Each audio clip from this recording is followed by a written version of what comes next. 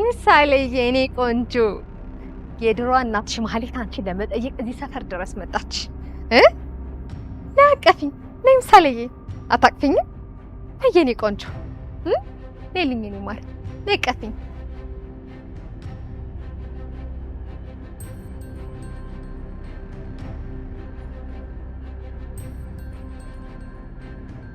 እንዴ ቅድስት ምን ሆነሻል?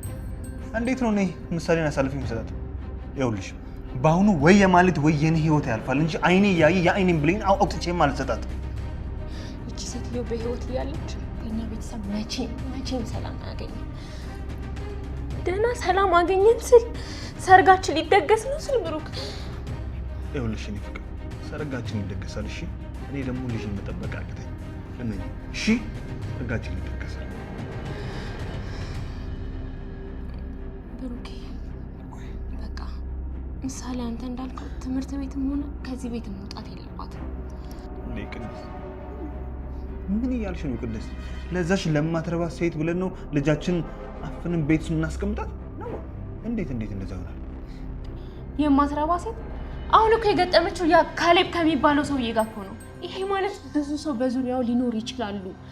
አይናው ይኸውልሽ ስሚ፣ በአሁኑ ግን መድብል ሳይሆን እኔ ነኝ ለማለት ተገቢውን ቅጣት የእጇን መሰጣት። እሺ መቼም አለቃት ባይኔ ነው መጣችው። እሺ ብሩክ እባክህ አንተ ራስህን እየጠበቅ በእውነት ነው። አሁን ሰቀቀኑ ራሱ ሊገለኝ ነው። ችግር የለም ቆንጆ፣ እኔ ራሴ እጠብቃለሁ። እስቲ አሁን ግቢ ያስኪያት ምን እየሰራች እንደሆነ እሺ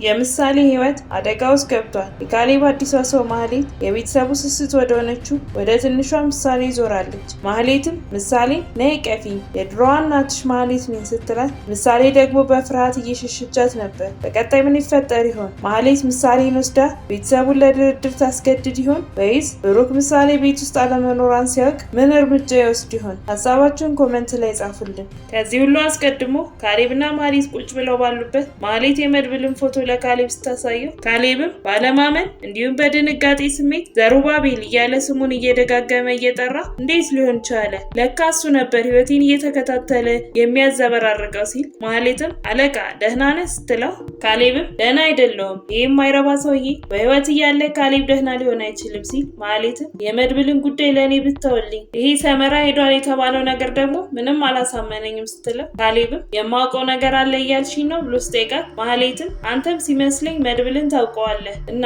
በቀላሉ የሚሸጥ ሰው ነው። ሆን ብሎ አንተን ለማዘናጋት ከከተማ እንደወጣ አስወርቶ ነው። እንደውም እኔ ሙሉ ለሙሉ የዝናን ቦታ ብቆጣጠር በጣም ደስ ይለኛል። ያ ታሬ የሚባለው ሰው ነፈዝ ነገር ነው ስትለው ካሌብም አንቺ የራስሽ ስራ ላይ ብቻ አተኩሪ፣ መድብል ከማን ጋር ነው የሚኖረው? እሱም ብቻ ሳይሆን ሙሉ ለሙሉ ቤተሰቡን ነው ድብጥማጡን ማጠፋለት ብሎ ሲላት ማህሌትም የድሮ ቤታቸውን እንደለቀቁ አውቃለሁ። የዛ ቤት ድምቀት ምሳሌ ናት። እሷን ከነጠቅናቸው አከርካሪያቸው እንደተበጠሰ ነው የሚቆጠረው ስትለው ካሌብም እንግዲያውስ ሰርተሽ አሳይኝ፣ እኔ አሁን የሰለቸኝ የእናንተ የማይረባ ወሬ ብቻ ነው ስላት ማህሌትም እመነኝ አለቃ እንደዛ ከረፈፍ ዝና በፍጹም አላሳፍርህም ስትለው ካሌብም በቃ የዝናን ቦታ አግኝተሻል፣ ግን እንደ ዝና ከሆንሽ ወንበርሽን ብቻ አይደለም የምትቀሚው ህይወትሽን ነው የምነጥቅሽ ብሎ ይላታል። በሌላ በኩል ኤፍራታና መርዞ ከኑሮ ጋር ግብግብ ይዘዋል። መርዞም ኤፍራታን ለማስደሰት ምሳ ሰርቶ ሰርፕራይዝ ሊያደርጋት ቢሞክርም ሰርፕራይዙ ግን ዘይት፣ ሽንኩርትና በርበሬ የሌለው የቲማቲም ቁርጥ በመሆኑ ኤፍራታ ተናዳበታለች። ኤፍራታ ወደ ውስጥ ላለው ልጅና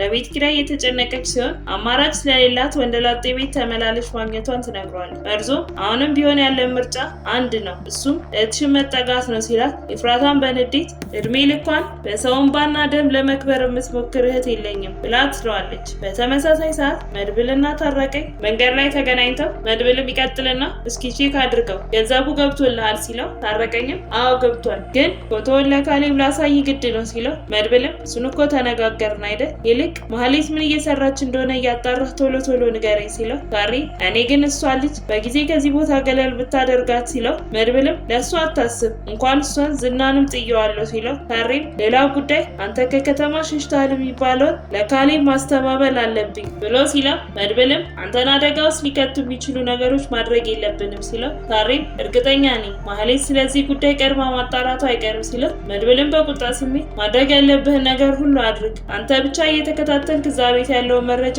ለእኔ ማቀበልህን አትርሳ፣ አሁን እዚህ አካባቢ ሰዎች እንዳያዩ ቶሎ ከዚህ ሂድ ብሎ ይሸኘዋል። በተመሳሳይ ሰዓት መድብል ቤት ውስጥ ቁጭ ብሎ በንዴት እንዲሁም በቁጭት ስሜት መጠጥ እየጠጣ ብሩክ ይመጣና በሰላም ነው በቀን አልኮል የምትጠጣው ሲለው መድብልም እቺ የተረገመች ማህሌት እያለች እዚህ ቤት ምን ሰላም አለ ሲለው ብሩክም አልገባኝም ደግሞ አሁን ምን አደረገች ሲል መድብልም በእርግጥ በዚህ ሰዓት መናገር አልነበረብኝም፣ ግን ደግሞ ዝም ካልኩኝ የምሳሌ ህይወት አደጋ ውስጥ ይገባል ሲል ብሩክም በድንጋጤ ምንድነው የምትለው? እውነት አሁንስ ራሴን ንቄ የምገላት ሲል መድብልም ተረጋጋ፣ እኔ እኮ የነገርኩ ከዚህ በኋላ ከትምህርት ቤት ስታመጣትም ሆነ ስታደርሳት ጥንቃቄ እንድታደርግ ነው ይህን ነገር የነገርኩ። የማህሌትን ጉዳይ ለእኔ ተወው፣ ምክንያቱም እኔ በራሴ መጨረስ ነው የምፈልገው፣ አንተ ዝም ብለህ ሰርግህ ላይ ብቻ ተኩር ሲለው ብሩክም በንዴት ተረጋጋት በለኝ፣ እንዴት ነው የምረጋጋው? በማይመጣ ሰው እኮ ነው የመጣችው፣ ወይ እንዴትስ ብዬ ነው ይቺ ሰይጣን እያለች የምሰርገው ሲለው መድብልም ይህን ነገር በመናገሬ እንዲጸጽተኝ አታድርገኝ፣ ደግሞ ማንም ሰው ማወቅ የለበትም ብሎ ይለዋል። በዛኑ ሰዓትም ካሬ ለካሌብ የመድብልን ፎቶ ያሳየዋል። ካሌብም ፎቶውን ሲያይ በንዴት ዘሩባቤል እኔ የሰጠሁት ስም ነው፣ እንደ ተራ ውሻዬ ትራፊን የሚበላ ተራ ሰው ነበር፣ አምነው ነበር፣ ቆራጥነቱ ጀግንነቱ ጭምር ወድለት ነበር፣ ግን አታለነኝ፣ እኔን ከዳኝ፣ ለዚህ ክደቱና ድፍረቱ ደግሞ ህይወቱን ነጥቋለሁ ሲል ካሬም ይቀጥልና መድብል ሆን ብሎ ነው ሰመራ ሄዷል እንዲባል ያስወራው፣ ከተማ ውስጥ እንዳለ አረጋግጫለሁ ሲል ካሌብም ከነ ህይወቱ እዚህ ይዘው እንድትመጣ ነው የምፈልገው፣ ይህንም አይረባ እኔ ነኝ ህይወቱን የምነጥቀው፣ ሌላው ደግሞ በድፍረት እኔ ላይ የመሰከረውን ያንን ዝርክርክ ጠበቃ ማምጣልኝ ብሎ ያዘዋል። ካሬም እሺ ታዛዥ ነኝ ብሎ ያለውን ነገር ለመድብል ደውሎ ጠበቃውን ይዞ እንድመጣ አዞኛል፣ የግድ ይዞ መምጣት አለብኝ፣ አለበለዚያ እኔ ላይ ያለው እምነት ይቀንሳል፣ አንተ ራስህ እዚህ ከተማ ውስጥ መኖርህን ስነግረው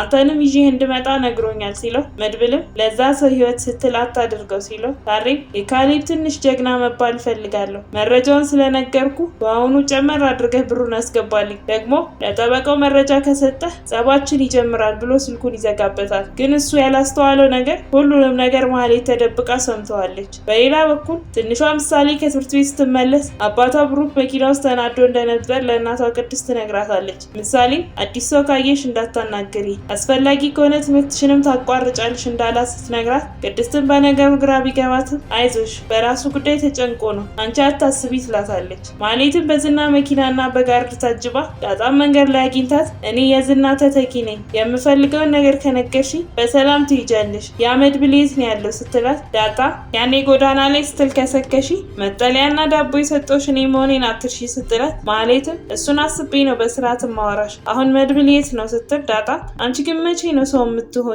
ከስህተትሽ የምትማሪው ስትላት ማህሌትም ተናዳ ጋርዱን መኪና ውስጥ አስገባልኝ ቶሎ በል ስትለው ዳጣም እየሮጠች ታመልጠዋለች። መንገድ ላይም መድብልን ታገኘውና ጋርዱን ታሳየዋለች።